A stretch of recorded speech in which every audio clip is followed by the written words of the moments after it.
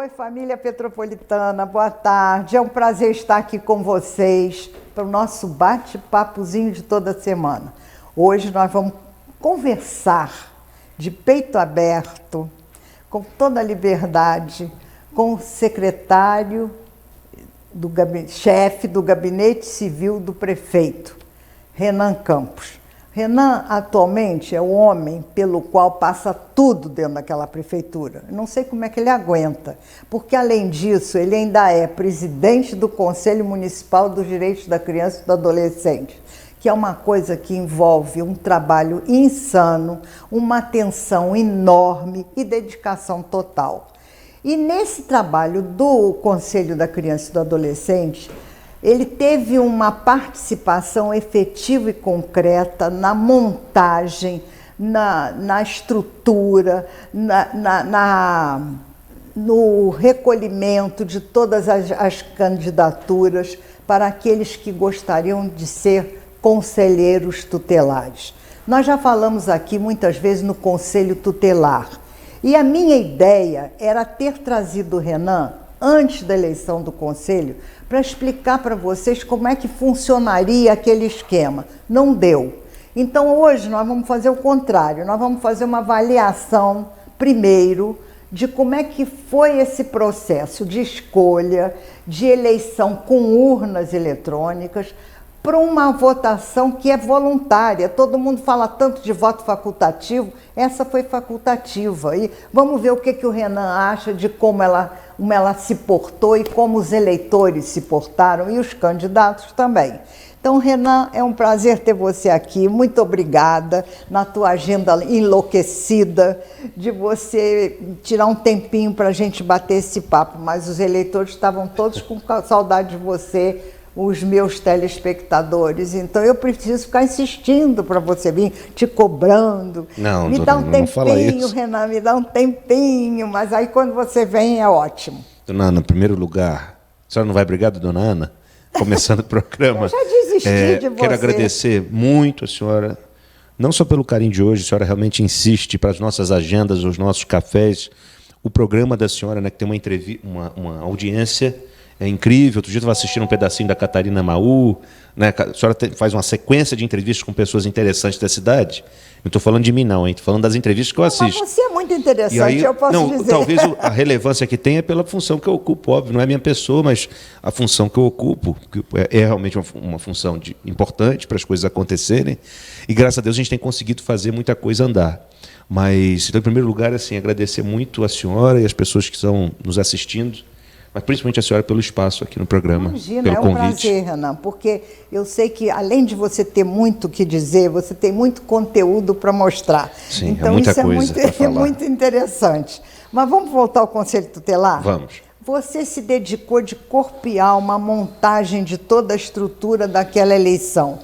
Por que você achou, eu tenho o meu ponto de vista em relação ao Conselho, mas eu queria ouvir de você, para os telespectadores, qual é a importância do Conselho Tutelar numa cidade como Petrópolis? E qual foi a importância dessa eleição ter acontecido da maneira com que ela aconteceu? Entende? Sim. Com vocês se dedicando, inclusive, à fiscalização, junto com o Ministério Público. Isso é importantíssimo. E eu queria que você explicasse um pouquinho tudo isso. Dona Ana, em primeiro lugar, esse processo, para chegarmos ao dia do pleito, que foi o dia 6 de outubro, nós passamos por meses de preparação e meses que foram envolvidos os candidatos, né? Até então, o que a gente chama, de forma talvez incorreta, mas para as pessoas entenderem, pré-candidatos, as pessoas que o interesse de se colocarem como candidatas, apesar de serem eleitas pelo voto popular, elas passam por um processo que muitas pessoas me pararam durante esses meses falando: Renan, como é que isso deveria ser utilizado para qualquer cargo público, né, que envolva mandato, eleição, etc.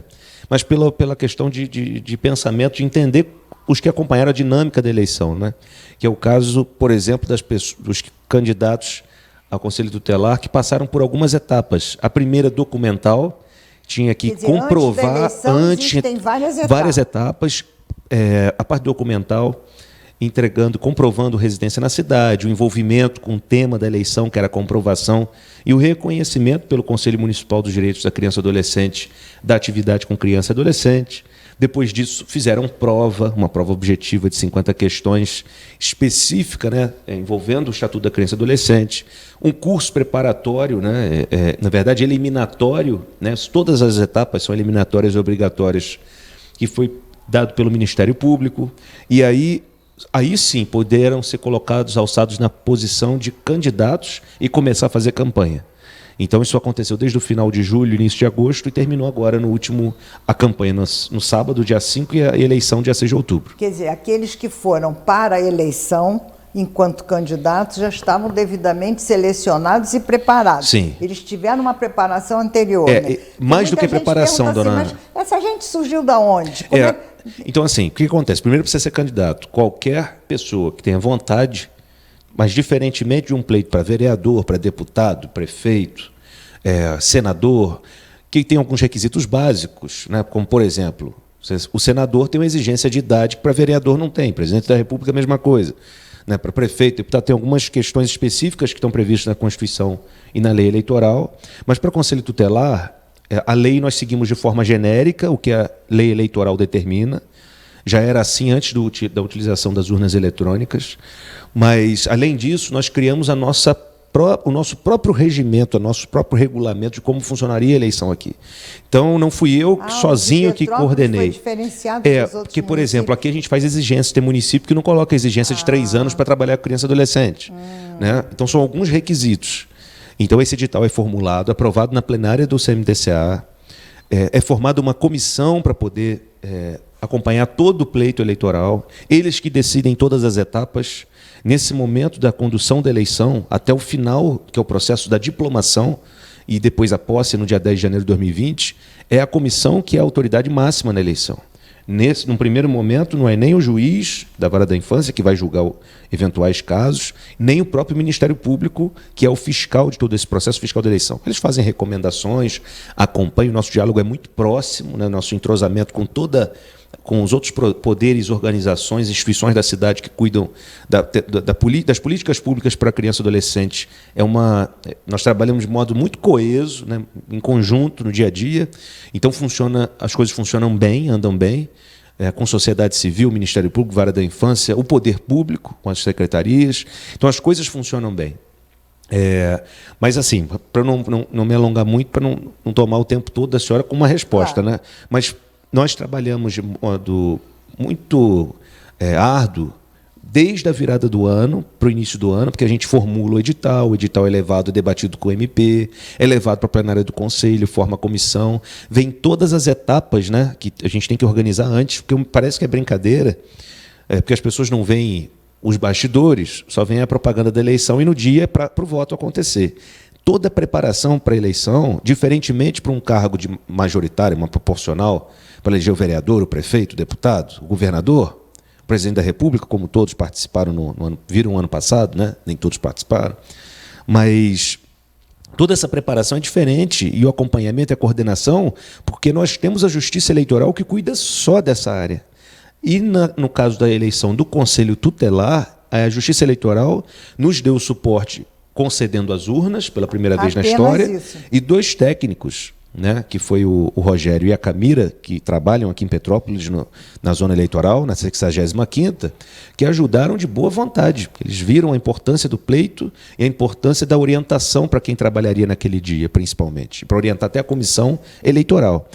Então, assim, todo o trabalho realmente de preparação, coordenação e execução da campanha é dessa comissão eleitoral, é do Conselho, né, que é o responsável pela eleição, e a fiscalização pelo Ministério Público, e tem também a parceria do Dr. Alexandre, Vara da Infância. E o resultado, em termos de eleitores que compareceram para a votação, foi satisfatório? Eu achei... eu sabia que ia ter um decréscimo, tendo em vista que em 2015, que foi a última eleição, foram 14.700 pessoas, nessa foram 8.500, 8.700. Mas porque a urna, as pessoas não entenderam isso, não foi falta de propaganda, foi a campanha que nós mais conseguimos colocar publicidade nas TVs locais, nas TVs que abrangem outras cidades, jornais, rádios, internet, Backbuzz, Buzzdoor, tudo que nós pudemos fazer foi feito, né, para divulgação. O que cabe ao poder público fazer, que é a prefeitura, e é o prefeito Bernardo Rossi, que deu todo o apoio. Tudo que eu coloquei para ele não veio com nenhum não atrapalhando, muito pelo contrário, nunca faz isso comigo, mas principalmente para a eleição, que foi o processo agora mais próximo, né, que nós acabamos de concluir, deu todo o apoio. Nós tivemos quase 400 servidores envolvidos nessa eleição, né, toda a estrutura da prefeitura.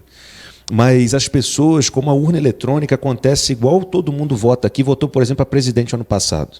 Você vai na sua seção e na sua zona específica. E como o TRE, na urna no papel, você não podia votar em mais de um lugar, óbvio. Já tinha um sistema controlando isso, desde 2015. Mas você podia escolher onde votar. Então, hoje, a pessoa que o seu domicílio eleitoral é na cidade tal, mas você mora em Pedro do Rio, mas vota no centro, por exemplo, por um motivo seu particular, você não se desloca. Tem muita gente que não se desloca e não participa com a eleição sendo obrigatória. E mesmo nessa, mesmo tão falada, as pessoas sabendo o que acontece de 2 em 2 anos no país, para eleger algum político, para alguma decisão, né, um referendo, alguma participação do povo, as pessoas ainda não sabem as implicações de não votar, as pessoas riem, porque a questão é pagar a multa de 3 e pouco, né, para a Justiça Eleitoral. Não é só isso, né, a implicação que você tem depois na participação de concursos, numa série de outros itens que podem atrapalhar a vida das pessoas. As pessoas não sabem. Mesmo uma eleição tão conhecida do Conselho Tutelar, nós estamos colocando o CMDCA, eu tento colocar na maior evidência possível, porque todos nós estamos de passagem na prefeitura, mas principalmente na presidência do Conselho, ela é por 2 anos. Então, assim, eu estou muito de passagem ali e a gente tentando fazer o máximo para que os trabalhos das instituições que estão na cidade fazendo um trabalho belíssimo há mais de 30 anos, seja cada vez mais conhecido e reconhecido. E aí a importância do Conselho Tutelar na atuação, em parceria com essas instituições. O Conselho Tutelar age como? Principalmente quando há risco, violação, né, dos direitos da criança e adolescente. Então, por isso que a prova, que o conselheiro tutelar, quem pretende ser, ao colocar na posição de candidato ao Conselho Tutelar, ele tem que ter conhecimento do ECA, né? Então, os direitos estão ali previstos, principalmente o ECA é a Constituição, mas especificamente o Estatuto da Criança e do Adolescente, porque ele vai trabalhar com essa temática no dia a dia. Ele que trabalha na ponta, né, com os casos de denúncia, de violação desses direitos, desrespeito desses direitos por quem quer que seja na sociedade. Então, a atuação do conselheiro, né, é fundamental. Os pais, os responsáveis, ou às vezes eu costumo falar, e as pessoas não gostam, mas eu falo com sinceridade, como sempre falei, então não vou mudar por conta das funções que eu ocupo. Eu chamo às vezes os responsáveis ou os irresponsáveis, infelizmente, né?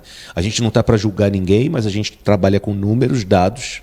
O Conselho Tutelar existe, assim como uma série de outros equipamentos da rede de proteção à criança e adolescente existem também, e são necessários até mais, né? A gente vira e mexe, tem projetos novos. Acabamos de lançar em conjunto com um projeto magnífico da doutora Juliana Zi, da 106 DP, né, da Polícia Civil, o Minha Aurora.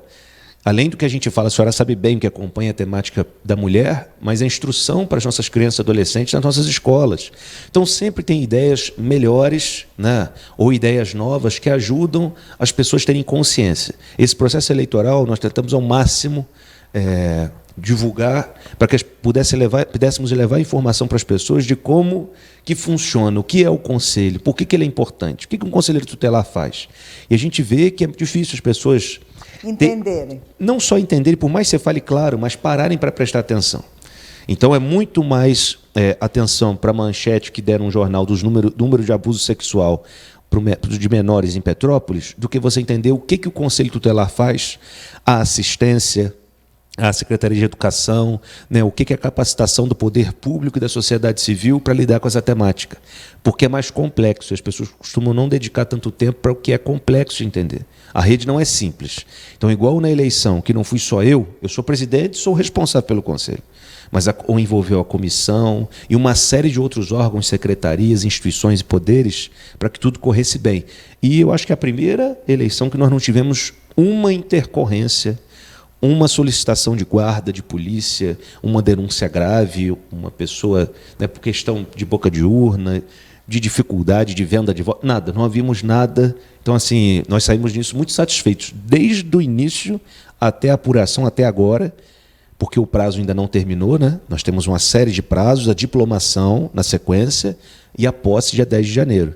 Mas nós elegemos os 10 conselheiros, 5 do centro e 5 distritos, e os 5 suplentes para cada um dos conselhos. Então, mas Petrópolis foi um dos raros municípios onde não aconteceram nenhum tipo de intercorrência, denúncia, fraude, nada. Então, quer dizer, isso mostra a eficiência dessa comissão, né? E a eficiência do Conselho da Criança e do Adolescente, que montou toda essa estrutura sob a presidência do Renan. Eu queria te parabenizar, Renan. Obrigado, sabe? Olha, não é fácil não, hein? Não é não. Foi a primeira eleição que eu coordeno assim para uma cidade. Você vê, tem uma justiça eleitoral que funciona, ela não funciona só para coordenar a eleição. Claro. Mas quando há um pleito ou alguma consulta popular, tem uma justiça específica para preparar, disso. Julgar, só disso. E nós não, é uma comissão, Poder Público e Sociedade Civil, meio a meio, eram 6 pessoas, são ainda, porque a comissão ainda está atuando, a Neuza lá no CMDCA, com a equipe do CMDCA, o gabinete que ajudou muito as meninas, Rodrigo, né, prefeito com os secretários, e a estrutura com o Ministério Público e Vara da Infância. Então, assim, foram muitos meses e noites de sono aí para tudo dar certo. E, felizmente, deu tudo certo. O objetivo nosso não é mostrar dificuldade para chegar até aqui. Claro. É justamente que não tenha nenhum problema e que as pessoas estejam satisfeitas, que o andamento seja tranquilo, com transparência, com segurança, né? Então, agora nós esperamos que nesses 2 anos, são 4 anos são agora, 4 anos. Mandato agora são 4 anos, o Conselho exerça com eficiência, com clareza, o papel dele, que é um órgão dentro da estrutura do Poder Judiciário e do Poder Executivo, que tem um papel preponderante na defesa do menor, da criança e do adolescente. Então, tem um papel extraordinário, gente. E todos nós, cidadãos que somos agentes de segurança e de cidadania, temos obrigação de ficar de olho no que eles estão fazendo e qual é o resultado prático do trabalho que eles vão desenvolver. Não é isso, Exatamente, Renan? Agora vamos mudar de assunto? Vamos. Então vamos falar um pouquinho do Renan, chefe da Casa Civil, que faz tudo, faz de tudo. Como é que tem sido o teu dia? Agora nós já estamos outra vez começando a falar no Natal Imperial. Verdade, hein? Não é? Lembra ano passado? Já estamos em cima do Natal Imperial. Não parece que passou tão... Não parece, passou mais um ano. A vida de todos, todos nós passando muito rápido, São muito rápido. 3 anos, né, Renan? Quase. Esse é o nosso agora 3º Natal Imperial, né? 3º Natal Imperial. Nós já estamos há 3 anos, né, Verdade. com você à frente Sim. desse trabalho todo, né, exercendo esse papel. Com toda a tua juventude, é impressionante isso. E eu acho que você deve ter amadurecido e envelhecido um pouco esses 3 dias. Eu já minha vejo cara, eu estou olhando de vez em quando ali, porque aqui, tem alguns cabelos, mas eu acho que quem está em casa não dá para ver, ainda bem. Outro dia eu estava olhando o prefeito. Estou olhando na TV, parece que eu estou bem, não sei se eu estou bem, não. Eu estava olhando o prefeito e eu pensei assim... Bernardo envelheceu, estou vendo. Não envelheceu. Ah, envelheceu sim. Ah, não envelheceu. Tomara que ele assista, que ele fica mordido. Pode assistir, porque eu ia falar isso para ele. Eu estava olhando o prefeito e falei assim, meu Deus do céu, com 3 anos de governo, com desgaste natural de uma administração, impressionante. Não tem um administrador que não sinta o peso dessa carga e envelheça Às vezes a gente não demonstra, né, dona Ana, mas a gente sente. Bernardo não tem um fio de cabelo branco. Eu olhei outro dia, não tem mesmo? Não tem um fio de cabelo branco, não tem cara de ter envelhecido nada. Eu sei que ele tem cortado um dobrado, não é brincadeira. Verdade. Agora, você já está refletido em você, quer dizer, o anteparo é você primeiro. Não, mas, dona Ana, a minha função não é nem de que se eu trabalho mais ou menos, né? Não é isso, é porque tem uma função de organização, de coordenação do governo, de blindagem, né, das coisas. Então, quer dizer, você é aquele que blinda? Não, porque faz parte do que está na função mesmo. Eu assumi outras, a senhora lembra quando na transição de governo, a primeira entrevista acho que eu dei, se eu não me engano, foi no programa da senhora, lá atrás, né? Então, o desdobramento, muitas coisas estão acontecendo. Às vezes, claro, a gente sabe que as pessoas têm mania de falar mal de tudo, e às vezes nós mesmos, por exemplo, a gente não está dentro do governo do Estado, do governo federal. A gente tem mania do que a gente olha pelo que chega para a gente, de fazer as nossas críticas, colocar os nossos pensamentos até para fora. Mas a gente não está dentro para ver, a gente só vê o que surge. Então, às vezes, a gente tem que fazer um meia-culpa de que apesar de termos trabalhado até aqui muito, inauguramos uma série de espaços, de equipamentos, de organização de pagamentos de dívidas deixadas por gestões anteriores, né, de tantos problemas que foram buscadas, encontradas soluções, sabe, outros caminhos, outros projetos, outras ideias. E ter tanta coisa realizada é um motivo de orgulho, mas temporariamente é um motivo de frustração quando as pessoas vêm com a crítica sem saber do que está acontecendo.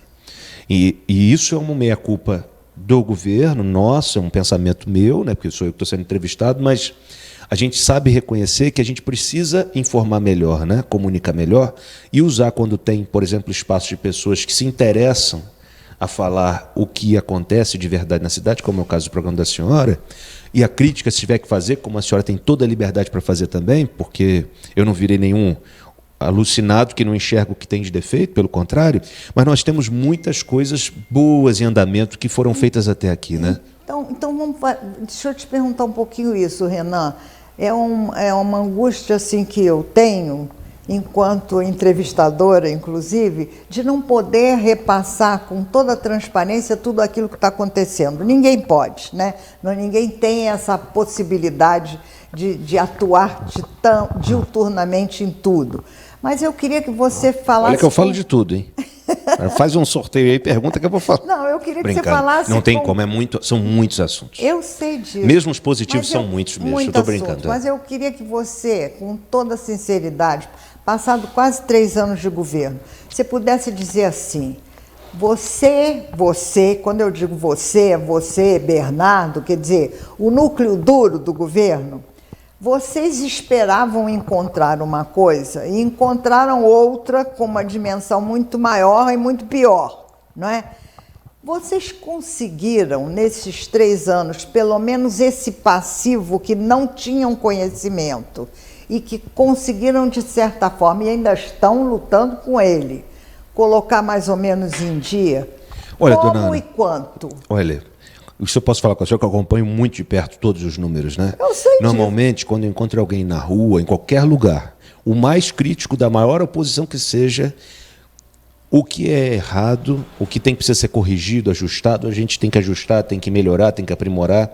A gestão nunca vai ser perfeita, né? Eu acho que o objetivo realmente não é também que seja, né? Não existe isso, sociedade perfeita. A gente tem que buscar sempre ao máximo entregar aquilo que a população precisa, espera, necessita, de modo imediato, ou seja, pensando agora no presente, e dos projetos também que são que trabalham de modo estruturante, sabe? São parte quase do alicerce para a cidade funcionar bem. Então, é o que a gente fala, por exemplo, de mobilidade urbana, né? Quando a gente fala que conseguimos fazer, agora nos últimos meses, nosso plano de mobilidade urbana, depois de 10 anos a gente vai ter a licitação agora, já foi assinada, só faltam 2 etapas, homologar e adjudicar. Depois a gente publica um extrato no Diário Oficial e começa a execução da obra da Estado União Indústria, finalmente, depois de 10 anos pelo DENIT, 40 milhões e 400 mil reais ali. A nossa licitação de asfalto agora para as comunidades, né, são mais de 6 milhões de reais só nessa primeira leva, já foi finalizada, iniciaremos agora nos próximos dias. Finisa, que nós conseguimos uma linha de crédito só para investimento em parte de massa asfáltica, de recapeamento. Então, assim, não só estou dando um exemplo, que é quando a gente fala de mobilidade não é só asfalto, não. Não, eu sei, são as rotatórias, os novos acessos. Mas, assim, isso é um outro passo que a gente está para frente. Mas, só para não perder o que a senhora me perguntou, nós pegamos um cenário, eu já imaginava isso quando eu vim no programa da senhora, eu coordenava a transição de governo.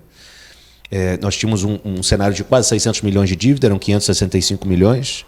Conforme foram virando os primeiros meses de 2017 até o final de 2017, nós vimos que o valor era de quase 800, né, já eram 766 milhões de reais de dívida, num orçamento na casa de 900, eram 930 milhões para aquele primeiro ano. A casa toda bagunçada, né? Então, assim, em relação principalmente à questão das finanças, nós tínhamos arrestos, sequestros, bloqueios, encontros. As pessoas já acreditavam naquele primeiro ano que nós não viraríamos o primeiro ano. Como achavam uma série de outros meses que 2018 não seria assim, e 2019, como não acreditavam que a gente ia colocar parte dos direitos, por exemplo, até agora, dos enquadramentos dos planos de cargos, carreiras e salários em ordem, nós estamos colocando. Então, nós tínhamos uma ideia do que nós pegaríamos das contas. Mas nós não sabíamos que era a dimensão. Porque a gente sabia que só ia ter 100% de noção quando estivéssemos dentro, então, da máquina. O que eu posso verificar, vamos dizer assim, que vocês passaram quase 3 anos trabalhando para o deslance de toda uma estruturação de execuções que vão se dar da agora para frente. Olha, dona Ana, e que não termina em 4 anos. Não, eu sei, Renan, porque o que eu fico preocupada é o seguinte, nós estamos terminando o 3º ano. Sim. Então, eu já ouvi, preste atenção, gente, no que eu vou falar aqui, eu já ouvi de muita gente, ano que vem tudo vai acontecer porque é ano de eleição.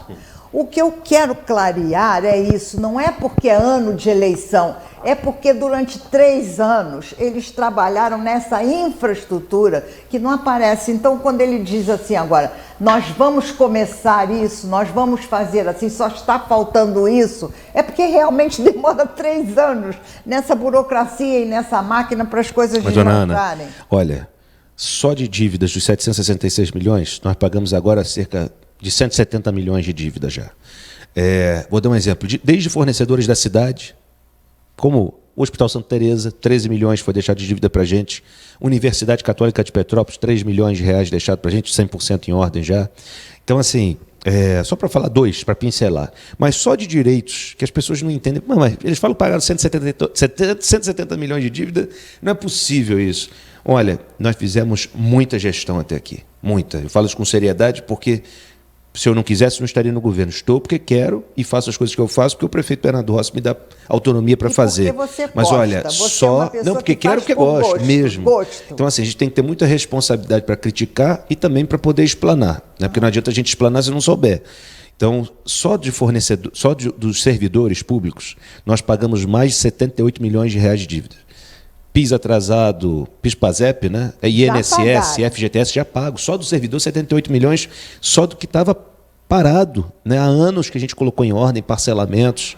Então, assim, nós fizemos uma série tomamos uma série de medidas para que nós conseguíssemos garantir e avançar em alguns direitos. Então, em 2017, quando a gente deu 0 de reajuste, ou seja, não deu reajuste, 18, quando deu 0 de reajuste, nós falávamos e mostrávamos de modo claro. Nossas reuniões com os sindicatos e associações, sempre foi muito clara, transparente. Todos os números da prefeitura, que são publicados regularmente no portal da transparência pela primeira vez em muitos anos de gestão aqui na cidade, assim como a prestação de contas nossa em diário oficial, dos quadrimestres fiscais da saúde, da Fazenda, na Câmara, por exemplo, e que a gente deixa a mostra para a sociedade, nós sempre mostramos, e os sindicatos, apesar de insatisfeitos, representando toda uma categoria de mais de 11 mil servidores aposentados e na ativa, e inclusive pensionistas, entendiam que o governo estava fazendo um esforço. Isso nós falamos desde 2017. O que a gente estava fazendo naquele momento para sanear as contas, para ajustar os problemas que tinham sido deixados para a gente, o que nós estávamos fazendo em 17, 18, o que estamos fazendo agora para conseguir ter mais receitas, arrecadar mais, e como que a gente ia trabalhar melhor com o que a gente está arrecadando. Então, ano passado, por exemplo, que foi uma database ainda difícil, né? Nós enfrentamos um momento de greve da educação, mas sempre com muita serenidade, porque nós tínhamos um planejamento, que no último quadrimestre do ano, nós começaríamos a colocar o PCCS em ordem. Foi o que nós fizemos. Enquadramento da educação, né, o quinquênio, e depois o por tempo de formação, né, na educação são 2, nós colocaríamos em ordem. Mas até ali a gente não estava parado, não. Nós colocamos férias em ordem, que estavam atrasadas desde 2015 da Guarda, por exemplo, na saúde desde 2016, licenças-prêmio. Hoje é o recorde, é o maior número dos últimos 20 anos de licenças-prêmios concedidas para os servidores poderem ter o seu direito de aposentar. De se aposentar, tinham pessoas nas últimas gestões morrendo no cargo, sem o seu direito de ser respeitado. Nós temos uma série de pessoas que, infelizmente, vieram a falecer sem ter o seu direito respeitado a uma aposentadoria, por exemplo. Então, assim, nesses últimos anos, nós conseguimos avançar para equacionar as contas e começar a liberar gradativamente, colocar os direitos em ordem. E nós conseguimos fazer isso. Por exemplo, nós, para 2.600 pessoas, servidores de educação, nós já praticamente finalizamos o quinquênio e enquadramento por formação. Nós já publicamos a comissão do triênio, que está congelado aí há uns 7 anos, como estavam os outros enquadramentos.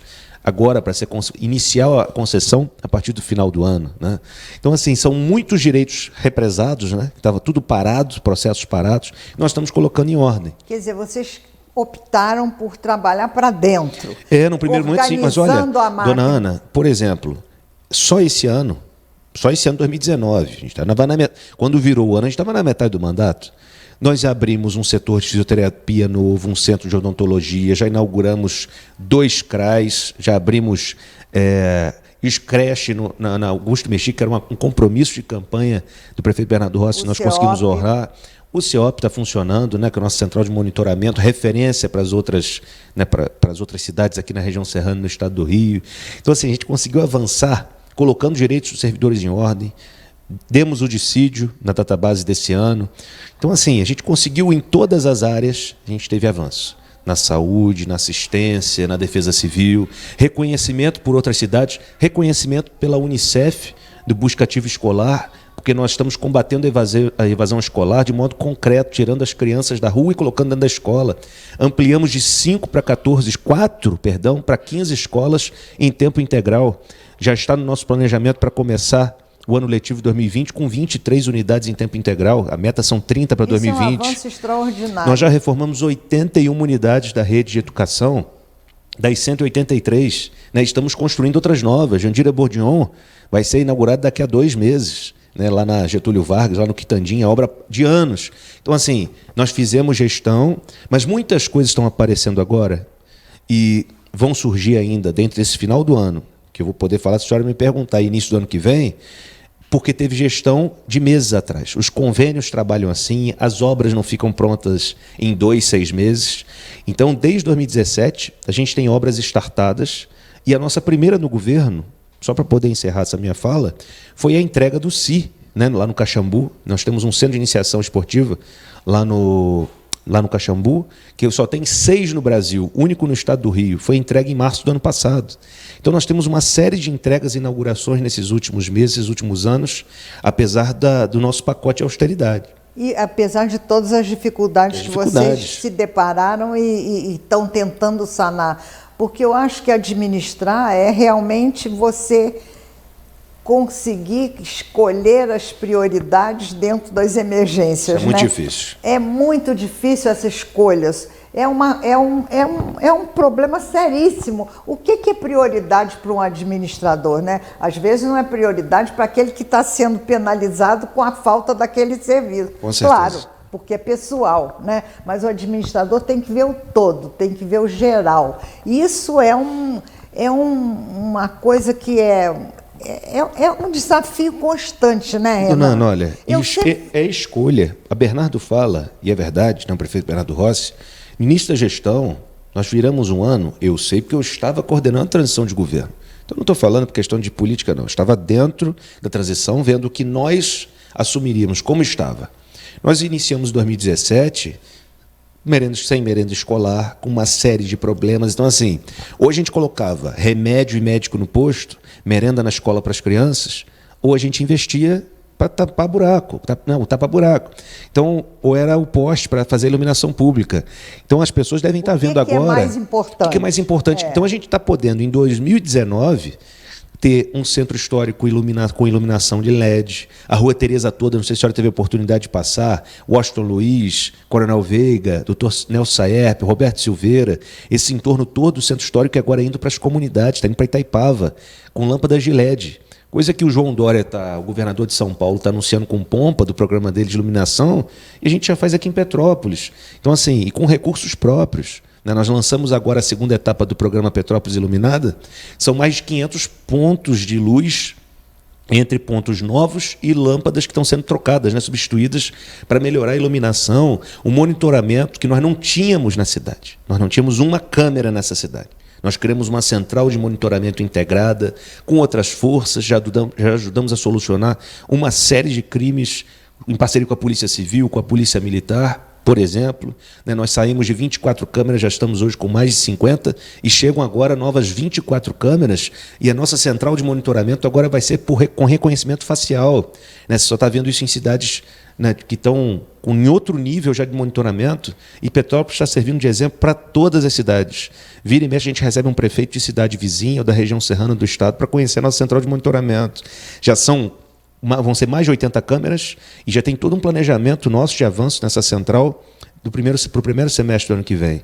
Então, assim, por isso que a gente tem um título reconhecido pelo Instituto de Segurança Pública do Estado, pelo segundo ano consecutivo, a cidade mais segura do Estado. Então, gente, eu acho o seguinte, a gente pode, eu estou falando a gente porque estou generalizando, não sou eu, pode ser qualquer um de vocês.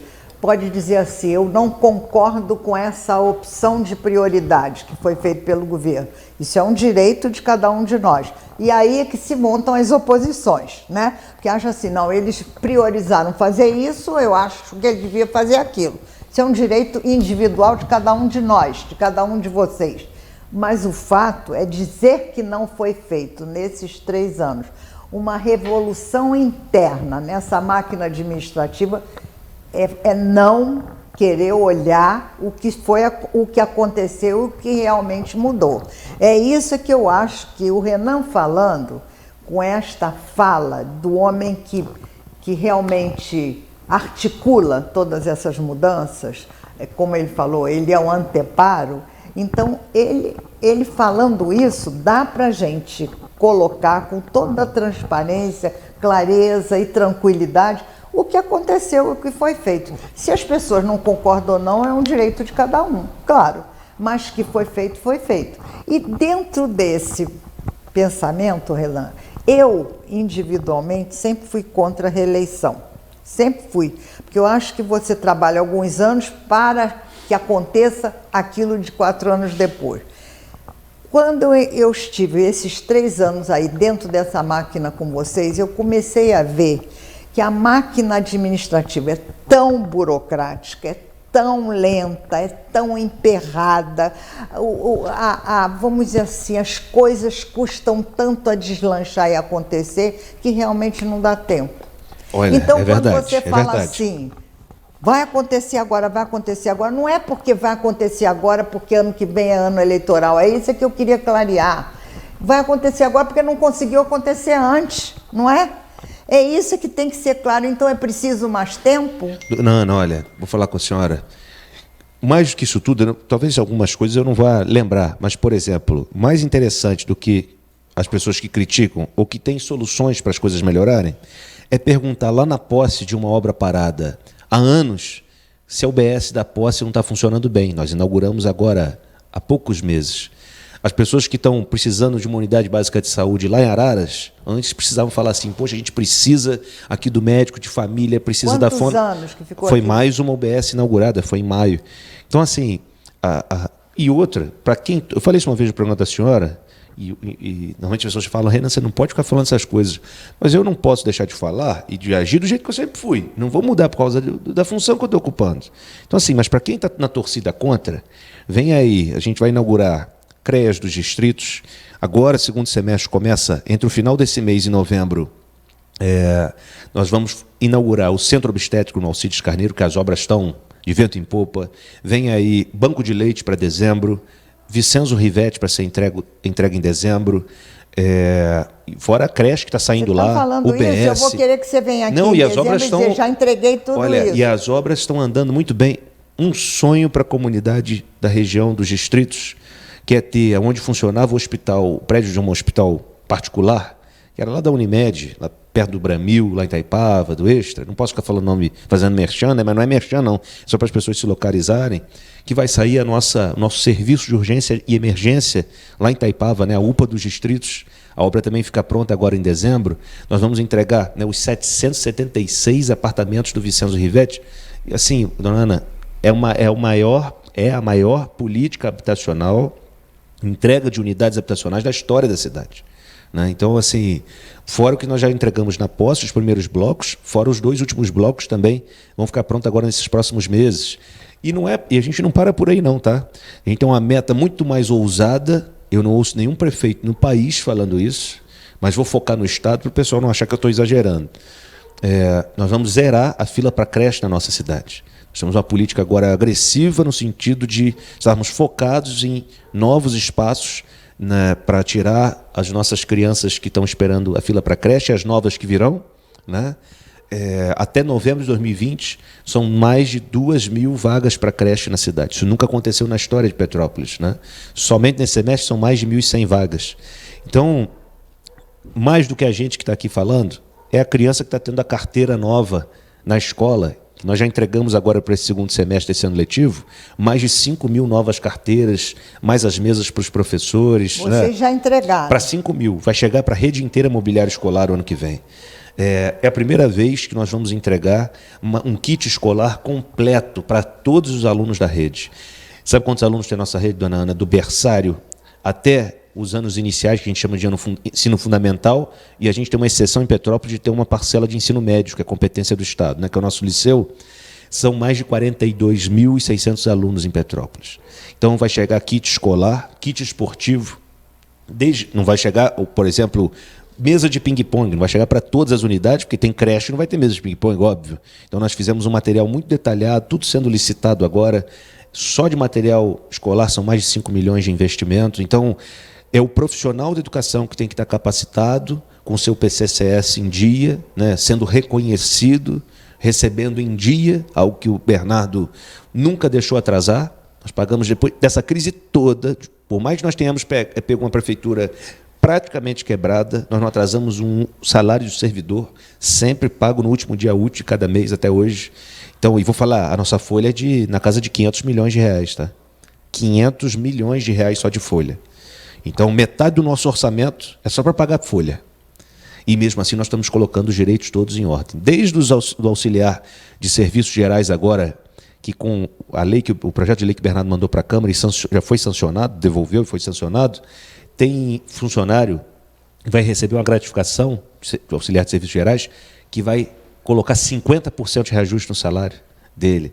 Então, assim, a categoria agora dos fiscais, né? Fora os outros pleitos, nós estamos com o tempo, nem sempre o tempo que as pessoas merecem de resposta e precisam é o tempo que é respeitado. Porque a gente não trabalha só com aquela demanda específica, né? É sempre olhando para a totalidade, e para a totalidade você também tem que olhar de modo específico. Então, assim, às vezes é complexo conseguir avançar no ritmo e na velocidade que as pessoas mais do que precisam, que elas merecem, que é direito das pessoas, né? Deixa eu mexer num Mas nós estamos avançando, vamos avançar mais. Deixa eu mexer num ponto nevrálgico que todo mundo fala comigo em cobrar muito de vocês. Você é o homem que está dominando essa área, então vou colocar isso para você. Vocês optaram por administrar dessa maneira. Eu estou falando vocês porque você é o núcleo duro do governo, você, Bernardo, e outras pouquíssimas pessoas. Então, vocês optaram por administrar assim. Muitas pessoas se queixam do gabinete do prefeito ser tão hermético, entendeu? Então, dizem, nós não conseguimos chegar lá, é difícil chegar lá.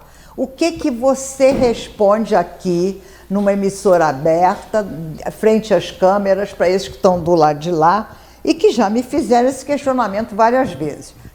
Não adianta eu responder, porque eu não sou a pessoa para responder isso. Ele é. Então, por que vocês optaram por administrar desta forma? Com esta maneira de, vamos dizer assim, de exercer o poder dentro do gabinete e o encaminhamento dos pleitos e vamos dizer assim, do diálogo com a sociedade dessa forma.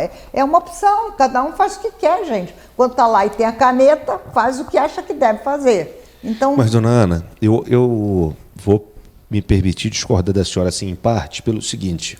Eu sei que é a visão das pessoas, né, de fora, mas assim, eu não tenho como ser mais, a não ser que eu receba as pessoas em casa. Porque o que acontece? Dando um exemplo para a senhora. Eu tenho meu celular disponível 24 horas por dia, né? Minhas redes sociais, meus e-mails. Você responde a tudo que chega para você? Sou eu mesmo que respondo. As pessoas não acreditam, não, né? Do vira e mexe eu recebo. As pessoas não acreditam que sou eu que estou lá respondendo, porque realmente é uma coisa fora do normal. Fora do normal. Eu recebo só de segunda a sexta, no mínimo 1.000 mensagens no WhatsApp, de segunda a sexta. Só WhatsApp. E eu respondo o Facebook, Instagram, os e-mails todos.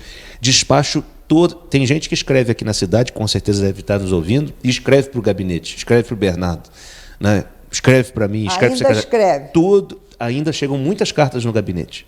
Inclusive cartas de crianças de escolas de outros estados que estão fazendo trabalho, querem pesquisar para Petrópolis. Eu faço questão, inclusive, de responder essas cartas, né? Eu não consigo responder todas, é verdade. Eu, pessoalmente, escrevendo ou digitando. Mas eu olho 100% das correspondências. Vou falar com a senhora, a gente recebe centenas de ofícios, pedidos, cartas, né, reclamações, sugestões. Toda semana eu olho todas, eu despacho um a um. Ninguém despacha por mim, sou eu que olho tudo. As reuniões que nós temos, né? Eu tenho um mês que eu tenho mais de 150 reuniões e agendas, dentro e fora do gabinete. Né? Porque o Bernardo está de um lado e eu estou representando ele de outro. Então, eu tento estar presente nos nossos conselhos municipais. O Conselho Municipal da Criança e do Adolescente, ainda sou presidente de um conselho, né? Então, é difícil a gente conseguir atuar em todos os conselhos. Nós temos agora, com a proteção animal, a gente está falando de 30 conselhos. Eu não tenho como fazer presente em todas as reuniões de conselho.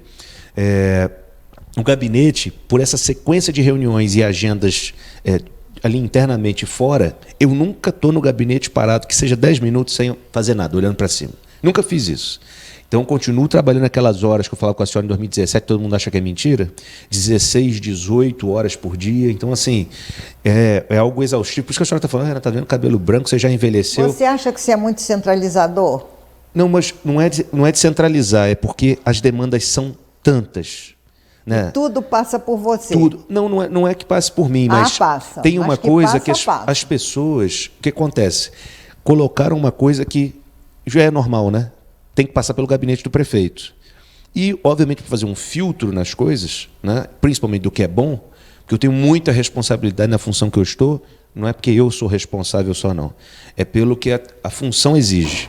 Então, porque a gente lida... Porque você já disse, você é um anteparo. Não, assim, e mais do que tudo, as pessoas que estão nos assistindo, sabe, pagam o nosso salário. Então, assim, o meu salário é pago pelos impostos das pessoas da cidade, né, que, acreditando ou não no governo, tendo votado ou não no Bernardo, pagam o nosso salário. Então, eu tenho muita responsabilidade com qualquer coisa. Então, se eu pudesse olhar qualquer papel que está sendo usado, lâmpada, eu sou o enjoado mesmo. Né? Tento fazer porque eu sigo o seu exemplo. O prefeito cobra isso. Eu penso da mesma forma. Por que a gente vai fazer diferente? Então, tudo que eu posso saber, por isso que eu tenho aqui liberdade e autonomia para falar os números, mas também conhecimento. Porque eu saio do gabinete e passo o final de semana em casa, onde eu estiver, estudando. Quando eu não estou no gabinete. Porque se as pessoas não me encontram durante a semana, vira e mexe me procurarem pelo menos sábado de manhã, vão saber que eu estou no gabinete despachando.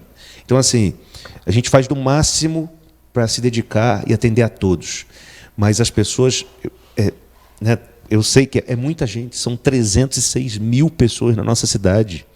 E se a gente tiver 1/10 dessas pessoas tentando falar conosco de segunda a segunda, a gente não dá conta, nem que eu não dormisse mais, dona Ana.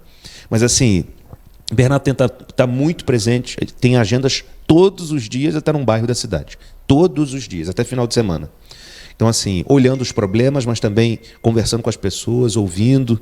Uma coisa que a gente não conseguiu colocar em prática, eu falei no último programa da senhora, talvez fosse, não é um gabinete comunitário, mas levar a nossa estrutura de secretários, né, para as comunidades. Mas eu acho que depois que a gente... Olha, a gente ainda tem falhas, tem erros para ajustar nos nossos hospitais, nas UPAs, mas posso dar um exemplo para a senhora? Pode. Só de janeiro, isso não saiu ainda na imprensa não, porque a matéria está sendo preparada, acho, pela Ascom. Mas só de janeiro a agosto, a senhora sabe quantas pessoas nós atendemos de fora de Petrópolis? Pois é, isso é uma... Só chuta um número para mim. Não sei. Chuta. Não 1.000, 100 mil? O que a senhora acha? Não, eu acho que uns 5 mil. Coloca mais 50 nessa conta. 55.600 pessoas. Você diz desde o começo do ano. Eu tô fazendo... Agora, de janeiro a agosto. Nós atendemos um município dentro do outro. Só de Magé, mais de 13 mil pessoas foram atendidas aqui. Então, os municípios do estado do Rio de Janeiro estão vendo que as coisas funcionam aqui. Não precisa a Secretaria de Saúde de outro lugar mandar para cá, não. O vizinho já comenta. Eu sempre estive na UPA outro dia, 10h30 da noite, e tinha 60% das pessoas que estavam esperando na UPA eram de Xerém, de Magé, da Baixada, de Caxias. Então, assim, e vem na UPA, e todos elogiando. Inclusive os profissionais, tinham vários lá. Inclusive uma médica que eu conheci, de Teresópolis, ela é de Juiz de Fora, mora em Teresópolis e escolheu trabalhar aqui, porque a nossa UPA funciona. Então, quem fala do serviço, igual eu falei, melhor que a criança fala, merenda escolar, pode ter crítica lá ou cá. Pergunta para a criança se ela está satisfeita com o que ela está comendo na escola ou não. É o maior investimento na história em merenda escolar. Pergunta quem precisa usar o serviço de saúde, quem precisa usar uma UTI nossa no Nelson, ou passar por uma ressonância no Alcides. se ela não é bem tratada, se o equipamento está lá, não é de primeiro mundo. Os nossos equipamentos são mais novos, por exemplo, na nossa UTI do Alcides Carneiro, do Nelsaep, do que hospitais privados da cidade. A gente tem equipamentos de primeiro mundo chegando, só agora, nesses últimos 3 meses, estão chegando mais de R$ 1,5 milhão em equipamentos novos para o Nelson.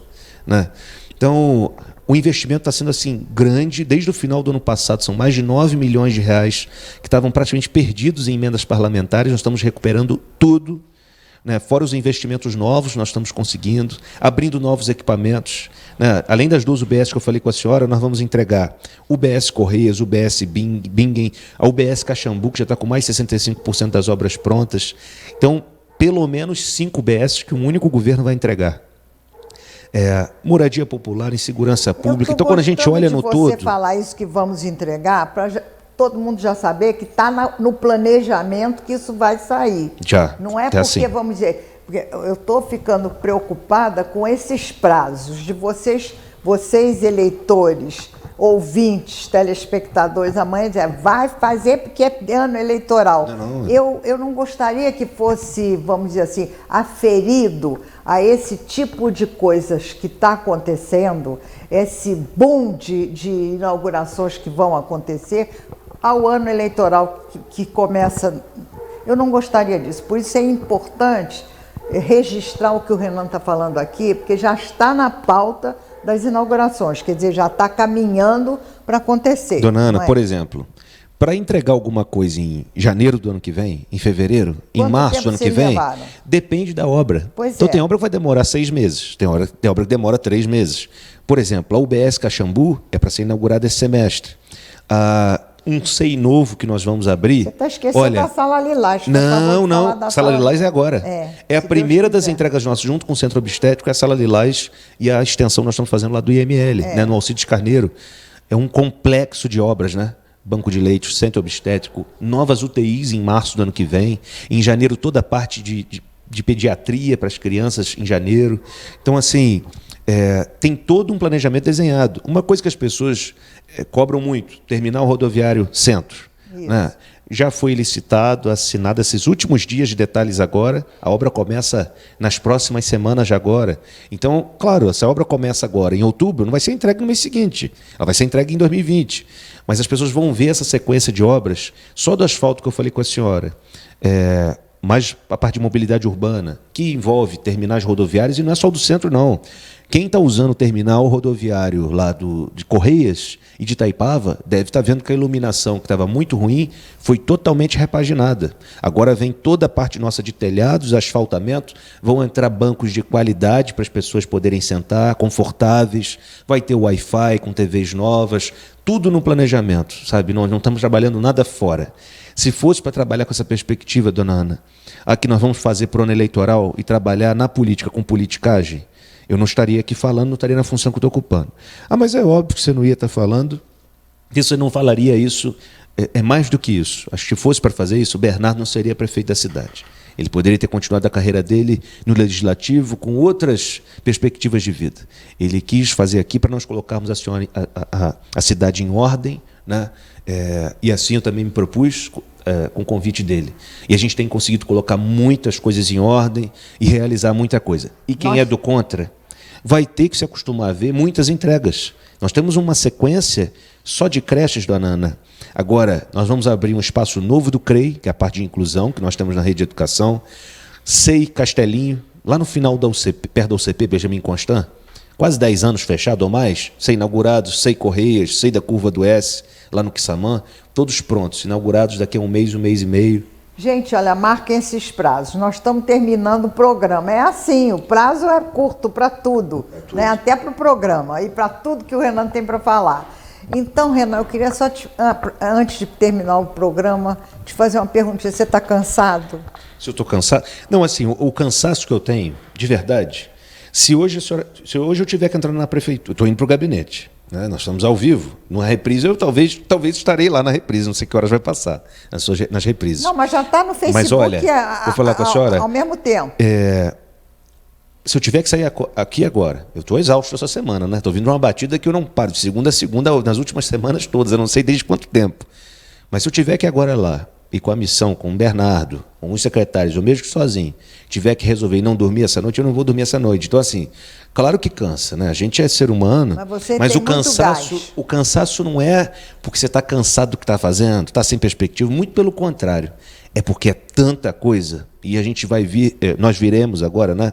Será uma sequência de entregas de inaugurações das quadras nas comunidades. Nós temos um pacote de 11 quadras para iniciarmos as obras. Uma delas vai ser entregue até janeiro, que é na posse, dos nossos equipamentos de saúde, de educação. Então, assim, vem muita coisa aí adiante. De obra, porque nós estamos terminando o programa. Eu quero te mostrar. Quantos anos você tem? Quantos? Chuto, vai falar 45. 30, porque você começou com 27, não foi isso? 26, né? E assumi no cargo 27 anos. Tá quase 30, né? 30, fiz 30 em maio. Fez 30. Você não namora? Você tem tempo? Vai aparecer alguma relação depois para eu... Você tem tempo para namorar? É isso que eu estou perguntando. Dona Ana, muita gente pergunta assim, Renan, você não tem vida, não? Porque quando eu não estou com os compromissos da prefeitura, tem todos os outros compromissos da cidade. Me chamam para 1 milhão de eventos, 1 milhão de aniversários, 1 milhão de inaugurações, de tudo. A gente tenta... Inaugurações que não são da prefeitura, está abrindo espaço novo na igreja, a gente tenta estar presente em tudo, porque se a gente está sendo sinal de prestígio, né, e se o nome leva alguma credibilidade, é bom para a gente estar para prestigiar. Se as pessoas se sentem prestigiadas com a minha presença, eu tento o máximo ir. Eu não acho que tem muita coisa para eu fazer, mas, né, porque é meu nome, não é isso. Mas eu me sinto lisonjeado quando as pessoas fazem essa série de contatos, convites, eu tento prestigiar o máximo, né? Mas essa parte da vida privada, a gente abre muito mão. Você tinha uma cachorrinha. Não, aquela já... Sumiu. Não sumiu. A Pandora está lá, mas é porque como é que a vida dá voltas, né? E é verdade, é uma dificuldade. Não é que eu não namore, que eu sou casado, toda hora me perguntam as coisas assim, sabe? Mas a dificuldade nossa de dedicar uma vida para outra pessoa, de formar até família, seja o que for... Pelo nível que está agora de celeridade, de necessidade de doação, de dedicação, a gente tem que fazer opções, né?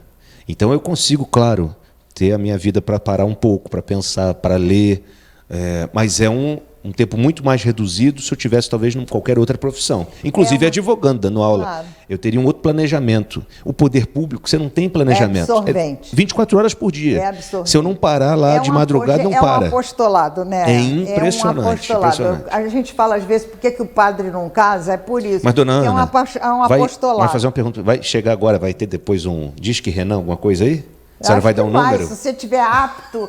A ser aberto aí para os candidatos. O ruim não sou eu que aguento, quem vai ter que aguentar meu ritmo, que é uma loucura. Candidata, meu nego. Tem? Tem, eu sei. Me apresenta uma. Não, você é um compartido, né? Bonito, jovem. Bem... Só isso, Dana? Elogia mais um pouco. Não vou elogiar a parte que você... estão assistindo lá. Todo mundo já conhece o homem, vamos dizer assim, das 24 opções e funções dentro do governo. Não vou falar desse homem. Eu vou falar do homem Renan, que todo mundo já conhece até com calor. Pouco, porque não tem tempo para conhecer mais, né? Nós estamos acabando o programa. Eu desejo que vocês conheçam um pouco esse rapaz de 30 anos, capaz de fazer tudo isso que ele diz que fez. E fez. Olha, mas eu não faço sozinho, viu? A senhora sabe quanto que a senhora é importante nesse processo. A senhora sabe o quanto que a equipe da senhora é importante nesse processo. Os nossos secretários, né? O Bernardo, com o Baninho, se dedicam tanto mesmo. Eu não estaria onde eu estou, porque eu faço referência a isso e bato mesmo no peito, mesmo quem queira bater de frente comigo, porque eu só posso fazer isso tudo. As pessoas podem conhecer um pouco, que a senhora está tendo a generosidade para me chamar. Mas eu estaria aqui numa outra condição, talvez sendo entrevistado, diferente da de chefe de gabinete, diferente da de presidente do conselho, por conta de ser do governo, indicado pelo prefeito, se não fosse ele a me nomear nesse cargo. Então tem que ter humildade e reconhecimento sempre, né, das pessoas que abrem. A dele, inclusive, está patente aqui no programa, gente, porque ele é meu chefe, ele é o chefe do governo, ele é o chefe da Casa Civil do prefeito, quer dizer, é o segundo homem do governo, vamos dizer assim. E eu estou brincando com ele dessa maneira, encostando ele na parede dessa maneira, e ele topa tudo isso com a maior esportiva. Quer dizer, isso é o que eu quero dizer, a figura humana que o Renan tem, representa a par de toda a eficiência que ele tem como gestor. É isso que eu queria deixar para vocês. Então, eu quero esse programa, hein? Eu quero guardar isso que a senhora falou. Vou pegar ela para copiar o... Quero uma cópia. Com obrigado, Dona. Estou brincando, mas obrigado, a senhora está falando. essa dificuldade e esse volta e meia, essa bateção de tecla, vamos dizer assim, que eu escuto. O gabinete é fechado, eles não abrem para falar com a gente, eles não abrem para receber a gente. Ele está explicando o porquê. É o ponto de vista dele. Você pode não concordar, eu posso não concordar, mas é o que ele acha que deve fazer. O que é importante é que ele está fazendo o que ele acha que deve fazer. Isso é que eu acho um barato. Dona Ana, a senhora me permite 10 segundos, cortando a senhora? É que depois não vai dar tempo, que eu sei que a senhora tem que encerrar, porque eu falei muito, mas é rápido.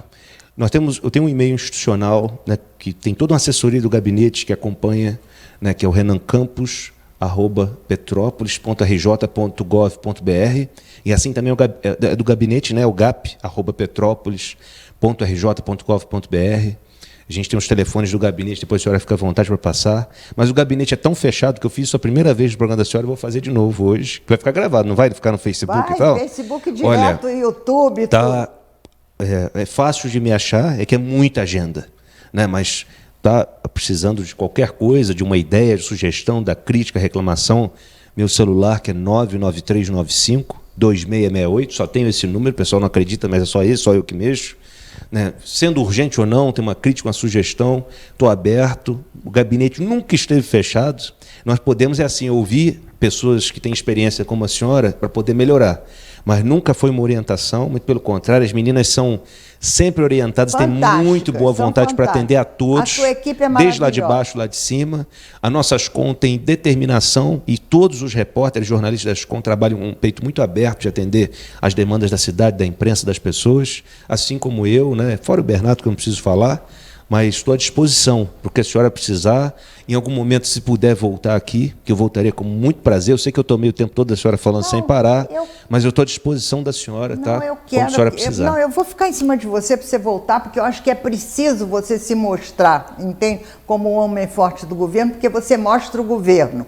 E é isso que é importante. Porque a crítica vocês podem fazer a que quiserem, eu também posso fazer, todo mundo pode fazer. É livre para criticar, é livre para aplaudir. Eu acho que a gente precisa conhecer. A gente não pode desconhecer o que está acontecendo.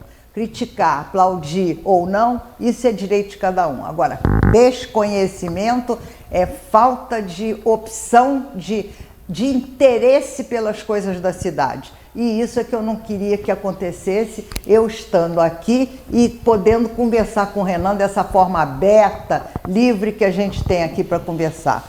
Renan, muito obrigada. Muito obrigado. Muito obrigada. Desculpa as brincadeiras, aqui com a senhora tem liberdade, peço desculpa pelas brincadeiras. Sempre falo bobeira aqui, mas... Não peço desculpa não, porque eu brinco assim mesmo. Mas, muito obrigado, tá, Renan, pela oportunidade. Eu gosto muito que você venha e que você se mostre dessa maneira humana, correta, aberta, límpida e transparente. Muito obrigada. Obrigado, eu que agradeço. Obrigado.